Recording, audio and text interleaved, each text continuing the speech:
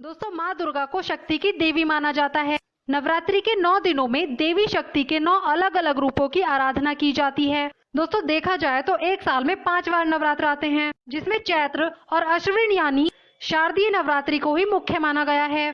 दोस्तों, नवरात्रि सनातन धर्म का एक महत्वपूर्ण पर्व है, जिसे उत्तर भारत के साथ साथ गुजरात, पश्चिम बंगाल, महाराष्ट्र और झारखंड में धूमधाम से मनाया जाता है।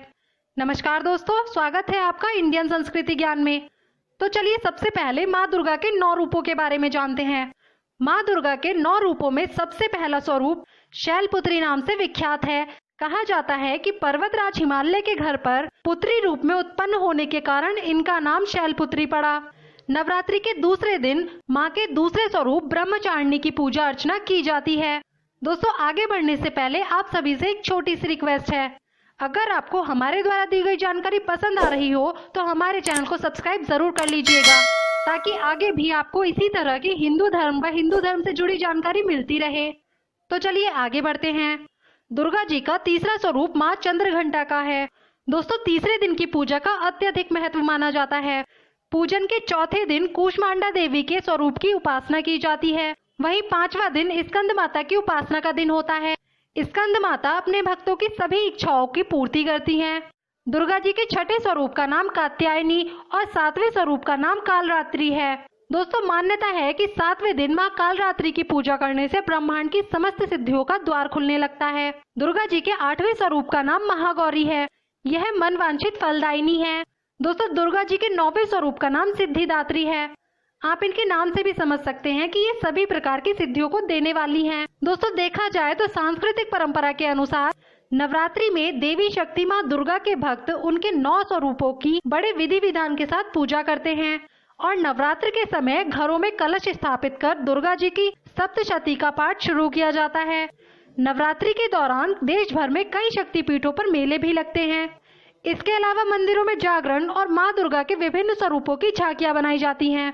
अब अगर पौराणिक मान्यता की माने तो शास्त्रों के अनुसार नवरात्रि में ही भगवान श्री राम ने देवी शक्ति की आराधना कर दुष्ट रावण का वध किया था और समाज को यह संदेश भी दिया था कि बुराई पर हमेशा अच्छाई की जीत होती है। दोस्तों, अब बात कर लेते हैं कि नवरात्रि में माँ दुर्गा के 9 रूपों की पूजा का क्या विधान है।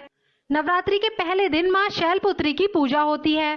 यह देवी दुर्गा के 9 रूपों में सर्वप्रथम है। माँ शैलपुत्री चंद्रमा को दर्शाती हैं और इनकी पूजा से चंद्रमा से संबंधित दोष समाप्त हो जाते हैं। दूसरे दिन माँ ब्रह्मचारिणी की पूजा होती है। ज्योतिषी मान्यता के अनुसार देवी ब्रह्मचारिणी मंगल ग्रह को नियंत्रित करती हैं। देवी की पूजा करने से मंगल ग्रह के बुरे प्रभाव कम होते हैं। नवरात्रि के तीसरे दिन माँ चंद्रघंटा की पूजा होती है। देवी चंद्रघंटा शुक्र ग्रह को नियंत्रित करती हैं। देवी की पूजा करने से शुक्र ग्रह के बुरे प्रभाव कम होते हैं। माँ कूष्मांडा की पूजा नवरात्रि के चौथे दिन होती है। माँ कूष्मांडा सूर्य का मार्गदर्शन करती हैं, अतः इनकी पूजा से सूर्य के कुप्रभावों से बचा जा सकता है। 5वें दिन माँ स्कंद माता की पूजा होती है। देवी स्कंद माता बुध ग्रह को नियंत्रित करती हैं।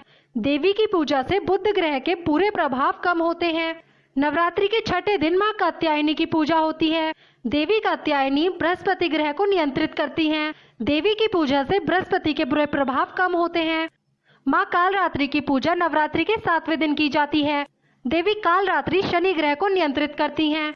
देवी की पूजा करने से शनि ग्रह के बुरे प्रभाव कम होते हैं। 8वें दिन माँ महागौरी की पूजा होती है। देवी महागौरी राहु ग्रह को नियंत्रित करती हैं, तो वहीं देवी की पूजा से राहु ग्रह के बुरे प्रभाव कम होते हैं। 9वें दिन माँ सिद्धिदात्री की पूजा होती है। देवी सिद्धिदात्री केतु ग्रह को नियंत्रित करती हैं। देवी की पूजा करने से केतु ग्रह के बुरे प्रभाव कम होते हैं। तो दोस्तों, इस बार शारदीय नवरात्र 17 अक्टूबर 2020 से शुरू होकर 25 अक्टूबर 2020 तक रहेंगे। दोस्तों, ये तो थे माँ दुर्गा के 9 स्वरूप, जिन्हें हम नवरात्रि के रूप में जानते व पूजते हैं। दोस्तों, अगर आपको यह जानकारी पसंद आई हो तो वीडियो को लाइक जरूर करिएगा और कमेंट में जय माता दी लिखना ना भूलें। धन्यवाद।